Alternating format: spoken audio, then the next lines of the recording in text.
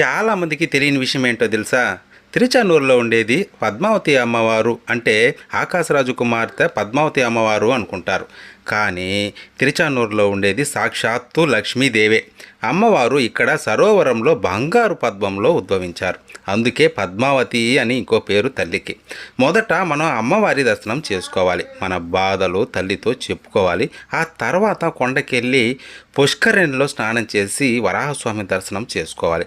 ఆ తర్వాతే స్వామివారి దర్శనానికి వెళ్ళాలి. మనం స్వామి దగ్గరకు వెళ్ళినప్పుడు మనల్ని చూపించి అమ్మవారు మన బాధల్ని కోరికలను స్వామివారికి తెలియజేస్తారంట. అప్పుడు శ్రీవారు తన వక్షస్థలంలోనే లక్ష్మీదేవి చెప్పినవన్నీ విని మనల్ని అనుగ్రహిస్తారంట. అందుకేనేమో ఆ తల్లి స్వామి హృదయంలోనే ఉండి భక్తులను అనుగ్రహిస్తూ ఉంటుంది. అందుకే మనం కొండకెళ్ళినప్పుడు గోవిందా అంటాం కదా. దాంతోపాటు శ్రీదేవి భూదేవి సమేత వెంకటేశ్వర అంటే స్వామివారికి చాలా ఇష్టమంట.